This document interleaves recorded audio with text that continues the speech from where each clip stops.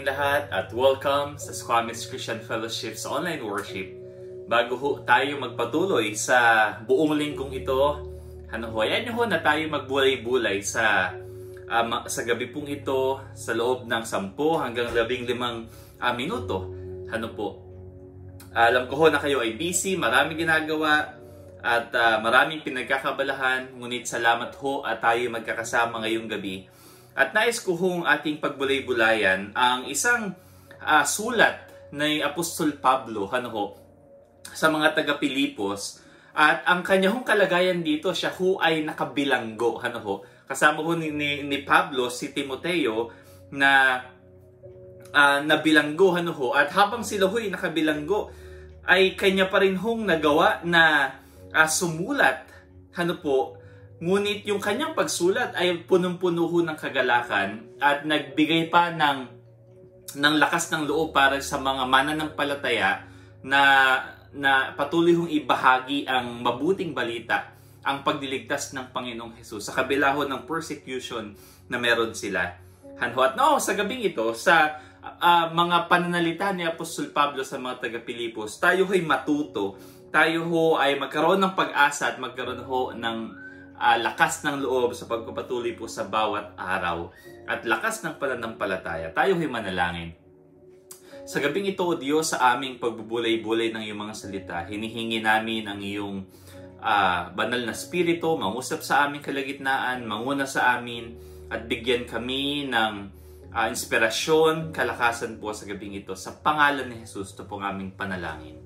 Amen at Amen. Sa aklat ng Pilipos, chapter 1, verses 20 hanggang sa mga sumusunod nais kong basahin sa inyo ang sinabi ng Apostol Pablo. Sabi niya, siya nakabilanggo, in verse 19, ang gusto niya pa ikagalak ay ang pag-asa na makalaya sa pamamagitan ng panalangin at tulong ng Espiritu Santo. In verse 20, ang aking pinakananais at inaasahan ay ang hindi ako mapahiya sa anumang bagay, kundi sa lahat ng panahon, at lalo na ngayon, sabi niya, siya nakabilanggo, ay buong tapang kong maparangalan si Kristo sa buhay man o kamatayan.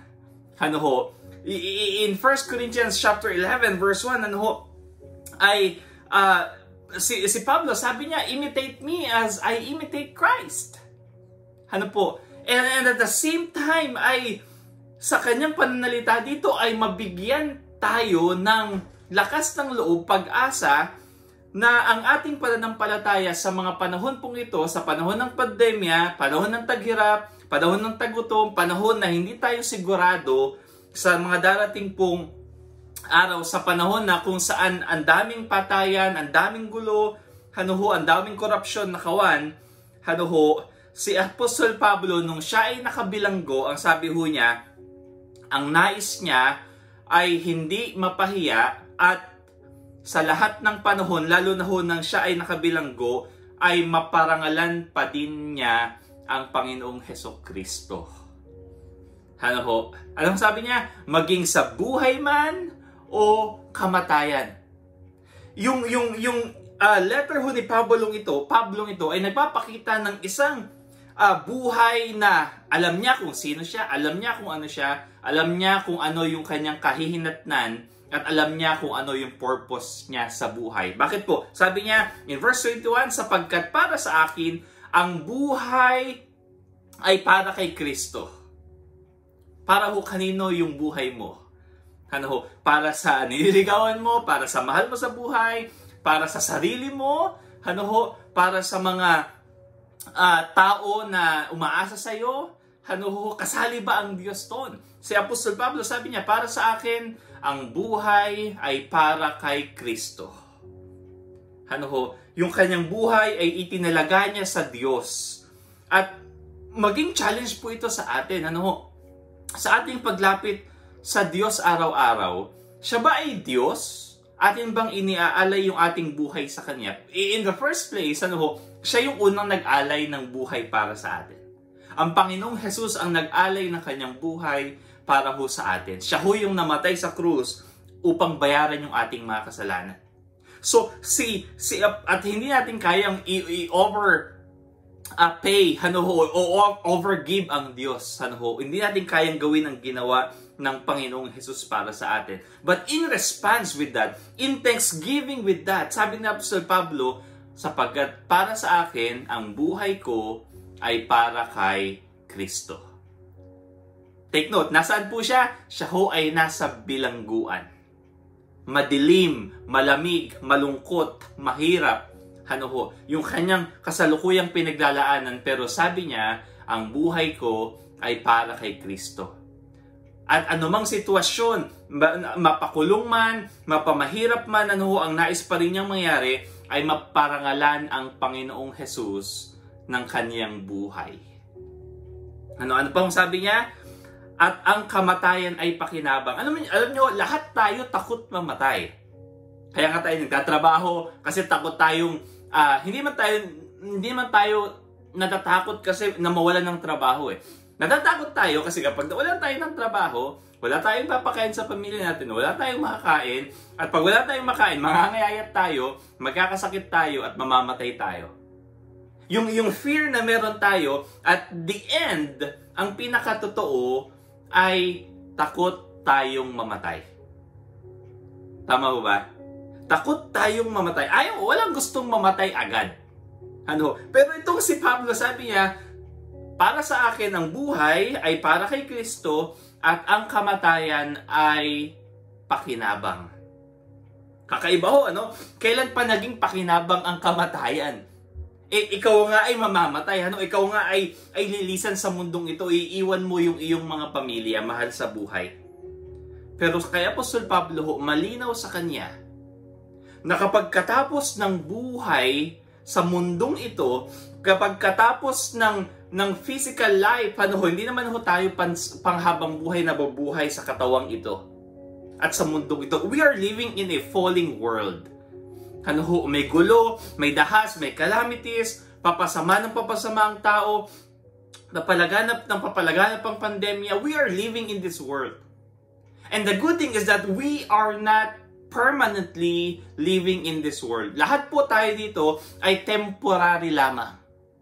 Kaya kay Apostol Pablo, para sa kanya, ang kamatayan ay pakinabang sapagkat kapag siya ay namatay, siya ay pupunta sa kaharian ng Diyos at matatapos na ang lahat ng paghihirap at kanya hong makakapiling ang may likha, ang ating Panginoong Jesus.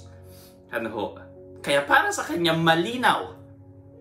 Para sa akin, ang buhay ay para kay Kristo.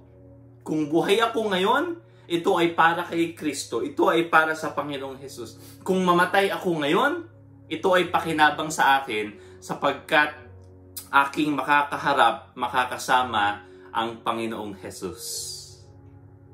Mga kapatid, sa gabi pong ito, kamusta ho yung buhay nyo? Ano ang purpose ng buhay natin? Ano ang sa tingin, ang pagkakaintindi mo sa iyong kalagayan?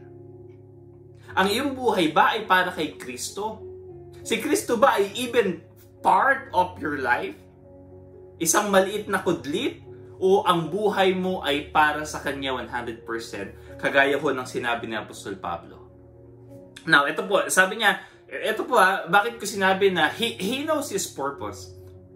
Sabi in verse 22, kung ako ay mananatiling buhay, ito'y kapakipakinabang sapagkat marami pa akong magagawang mabuting bagay, hindi ko ngayon malaman kung alin ang pipiliin ko.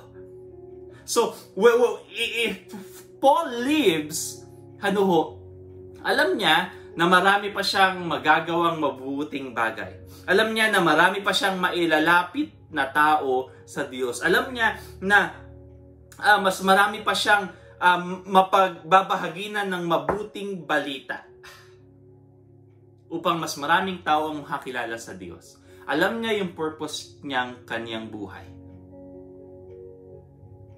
And he was at peace even in the jail, in the darkest time of his life. Panatag siya. Kung siya ay mamatay, pakinabang to sapagkat makakasama niya ang Panginoong Jesus. Kung siya ay mabuhay, pakinabang din ito sapagkat sapagkat mas marami pang tao ang makakakilala sa Panginoong Jesus. Mga kapatid, sa gabi pong ito, naway mapaalalahanan tayo ng sulat ni Apostol Pablo na ang buhay natin ay hindi lang basta buhay, kundi ang buhay natin ay para kay Kristo, para sa Panginoong Hesus, para sa ating Diyos, at ialay natin sa Diyos. Hindi lang ang pansarili nating gusto ang masunod. Hindi lang ang pansariling mithiin, mga pansariling pangarap, kundi mangarap, kagaya ni Apostol Pablo, nangangarap para sa gawain ng Diyos. At sa atin pong lahat, ang kamatayan ay pakinabang. Nagiging pakinabang ito para sa mga tao na nanampalataya sa Panginoong Hesus at nakaranas ng kanyang kaligtasan. Sapagkat alam ho natin ang buhay natin sa mundo ay pansamantala lamang, at pagkatapos ng buhay na to, ng physical life na ito, tayo ho ay haharap sa Diyos. At ang tanong na lamang ho ay tayo ba ay makakapasok sa kanyang kaharian? Sabi ho ng Biblia in John chapter 3, lahat tayo ay dapat ipanganak muli. You must be born again. Anong ibig sabihin no? For us to enter the kingdom of God, we must be born again. Ipanganak sa bagong buhay, hindi physically, but spiritually. Manampalataya sa Panginoong Jesus. Pagdating niya, sabi niya in chapter 3 ng John verse 16, for God so loved the world that He gave His only begotten Son, that whoever believes in Him will not perish, but will have an everlasting life. Magkakaroon ng buhay na walang hanggan. Yun yung sinasabi ni Apostol Pablo na ang kamatayan ay pakinabang. Sa gabihong ito, sa ating pagtulog, sa ating paghiga ngayong gabi, kamusta ho kayo sa ating paghiga, pagyakap ng unan? Atin pong siyasatin yung ating kalagayan. Ang buhay ko ba ay para kay Kristo? At kung ako ba ay mamatay? Ito ba ay magiging pakinabang sa akin sapagkat ako ay pupunta sa kaharian ng Diyos?